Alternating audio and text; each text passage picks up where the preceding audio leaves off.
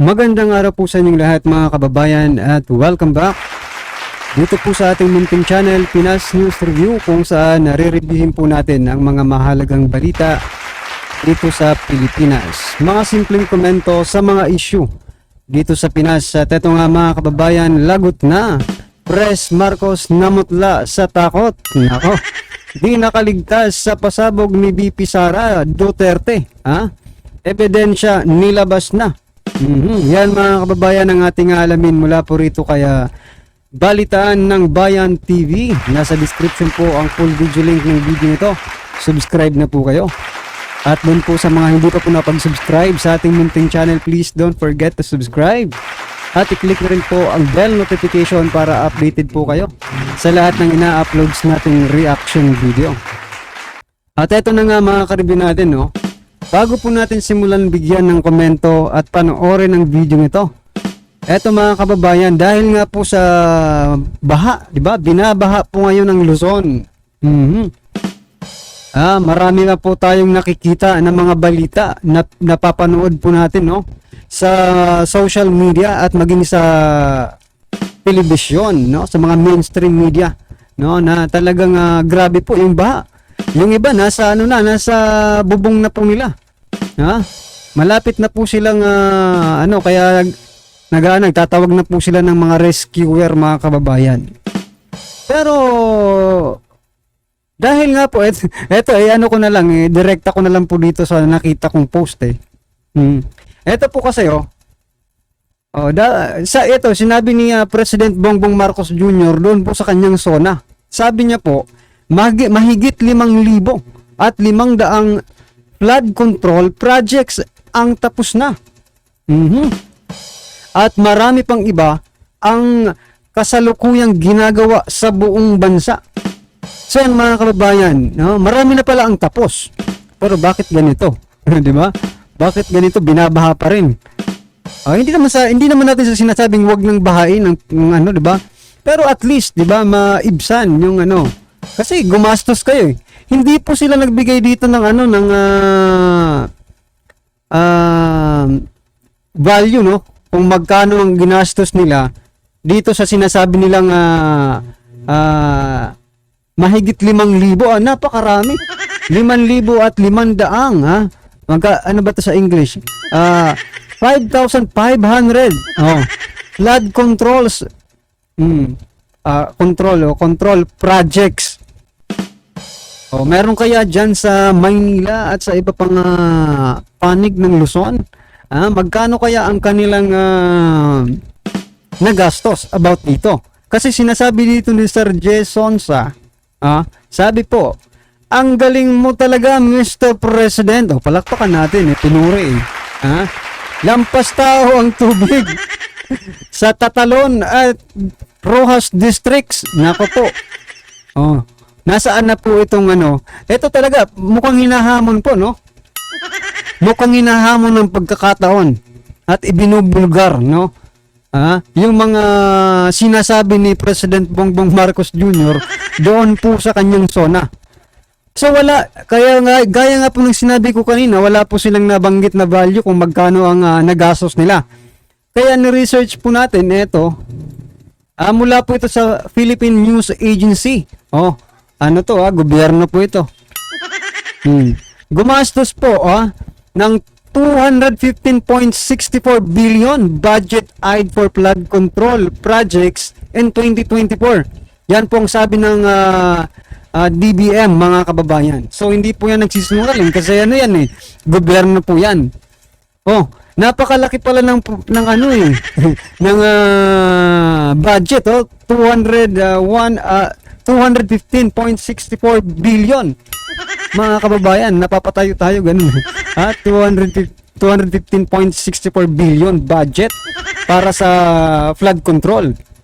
At ayon nga kay President Bongbong Marcos Jr. ay natapos na. Tapos na yung iba. Bakit binabaha ngayon? Mga kababayan, anong ibig sabihin yan? Napakalaki po nitong budget na ito. Kayo na lang po ang bahala mga kababayan. Pinapakita ko lang po sa inyo no, kung ano po yung sinasabi ng ating mga kababayan.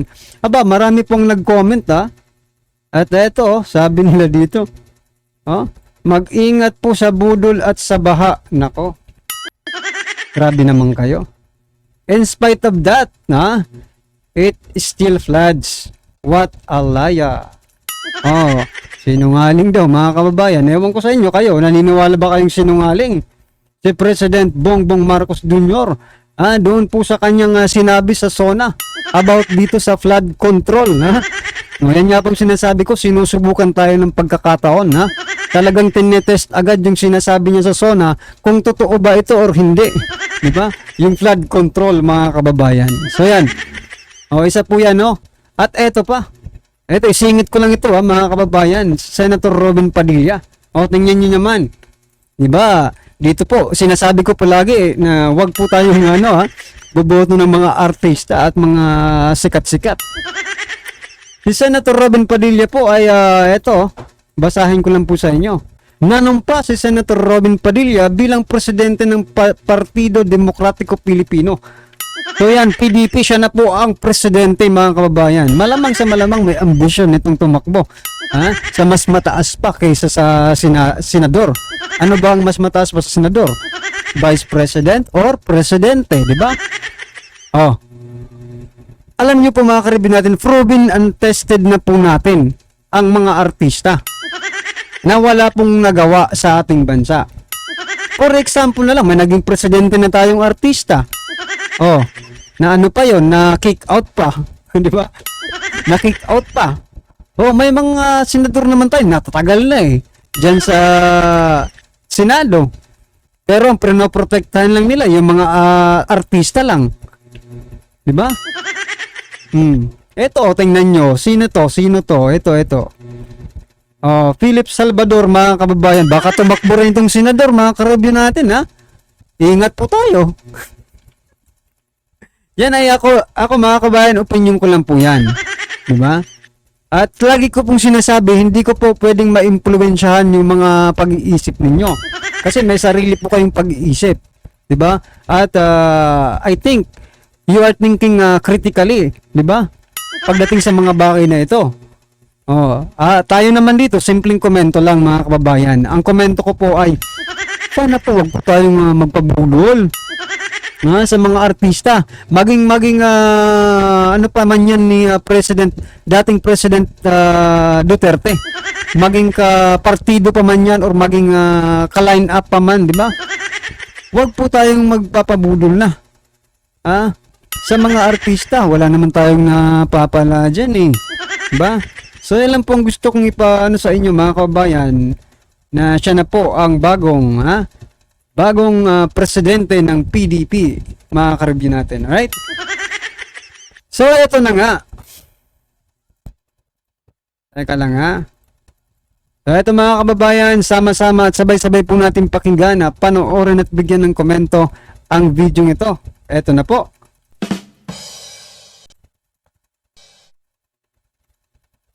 Ito ngang si Vice President Inday Sara Duterte, issue na naman nila ang pagbisita niya doon sa Bohol.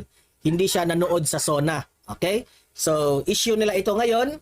Inisnab ni VP Sara itong SONA ni PBBM. Okay? So, yan ang topic. Unang topic natin ngayon. Which is, sabi ko sa sarili ko, tamang-tama yung ginawa. Bakit? Nasaktan ba sila sa pag-i-snub ni VP Sara sa SONA, mga kababayan? Yung ginawa nila pangingisnab. Diba? Kay VP Sara, naalala niyo po? Diba? Nung papunta po sila, paakyat po sila sa eroplano. Diba? Inisnab nila si VP Sara. Ngayon, kayo ngayon sasaktan ba kayo? Ni VP Sara, inggit lang kayo. Pasok! Pinili ni Vice President Sara Duterte na makipaglamay kaysa manood ng State of the Nation Address ni Pangulong Ferdinand Marcos Jr. nitong Lunes, July 22. Bumiyahe sa probinsya ng Bohol si VP Sara para personal na makiramay sa pagkamatay ni Acting Bohol Gobernora Dionisio Victor Balite. Comment ako dyan. It's better na unang-una, hindi siya pupunta sa SONA.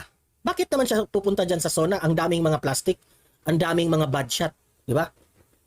Pangalawa, ginamit ni VP Sara ang oras, instead na pupunta sa SONA, ginawa niyang nakipaglamay doon sa Bohol. Okay? Kasi kesa manood dito sa SONA ni PBBM. Dahil meron pong importanteng tao na alam nyo na so anong tawag doon sa Tagalog? So makabilang buhay na dapat niyang puntahan. Probinsya ng Bohol, si VP Sara, Probinsya ng Bohol, para personal na makiramay sa pagkamatay ni acting Bohol Gobernora. acting governor ng Bohol. Namatay po, nakikiramay, pinuntahan ni VP Sara. Ang mga Duterte kasi mahilig itong bumisita sa mga masasabi nating mga kaibigan nila, taong bayan, at mga government officials na mga kaalyado nila. Kung hindi man kaalyado, mahilig itong mga Duterte na makikiramay sa yung lowest na times sa inyong buhay. Nandyan ang mga Duterte. Kung mapapansin natin si Duterte talaga, dati yung tatay ni VP Sara, lagi yung nag-iikot, especially kung merong mga disasters na nangyayari, yung mga bagyo, mga pamilyang namatayan ng mga members of the family. Hindi yan, anong tawag doon?